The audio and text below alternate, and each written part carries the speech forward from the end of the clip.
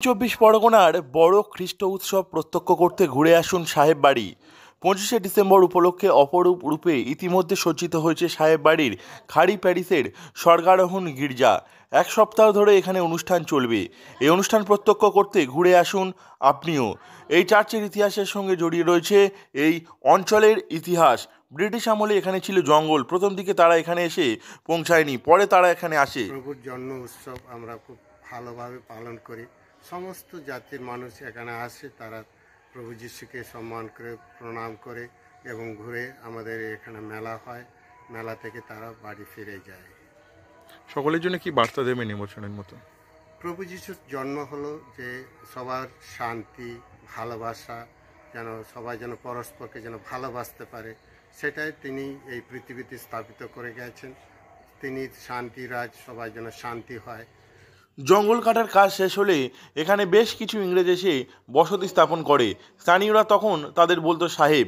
পরে এলাকার নাম হয়ে যায় সাহেব বাড়ি। ইংরেজরা দেশ ছেড়ে চলে যাওয়ার পর তাদের তৈরি এই চার্চ এখনও রয়ে গিয়েছে এলাকায়। এই চার্চ দেখতে দূর দূরান্ত থেকে অনেক পর্যটক আসেন। বড়দিন উপলক্ষে এখানে এক সপ্তাহ ধরে মেলা হয়, যা দক্ষিণ চব্বিশ পরগনার বড় খ্রিস্ট মেলা। বড়দিনের দিন প্রায় 3 থেকে 4 হাজার মানুষ সেখানে আসেন।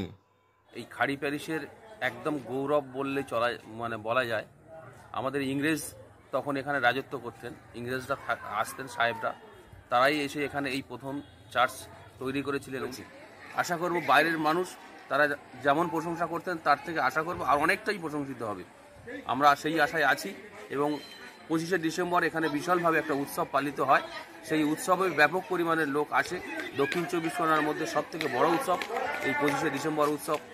এখানে আসার পর আপনি ঘুরে দেখতে পারেন গির্জা সংলগ্ন বাগান, বড় ঘণ্টা সহ আরও অনেক মনোরম জিনিস।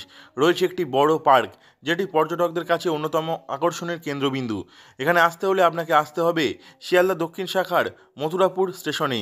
সেখান থেকে বাস অথবা অটোতে করে সাহেব বাড়ি। ট্রেন ভাড়া 20 টাকা, বাস অথবা অটো ভাড়া আরও 30 টাকা। 25শে ডিসেম্বর সমস্ত দিন সকলের জন্য খোলা থাকে এই গির্জা। তবে বছরের অন্যান্য দিন গির্জার আশেপাশে ঘুরতে পারবেন আপনি। এ নিয়ে সাহেব বাড়ি গির্জার পৃষ্ঠপোষক খোকন ঘোষ জানান, ইংরেজরা এই গির্জা তৈরি করেছিল। তারপর থেকে প্রতি বছর এখানে অনুষ্ঠান হয়। এই অনুষ্ঠান প্রত্যক্ষ করতে ছুটে আসেন হাজার হাজার মানুষ। এবছরও তার ব্যতিক্রম হবে না বলে মনে করছেন উদ্যোক্তারা। দক্ষিণ চব্বিশ পরগনা থেকে নবাব মল্লিকের রিপোর্ট, লোকাল 18 বাংলা।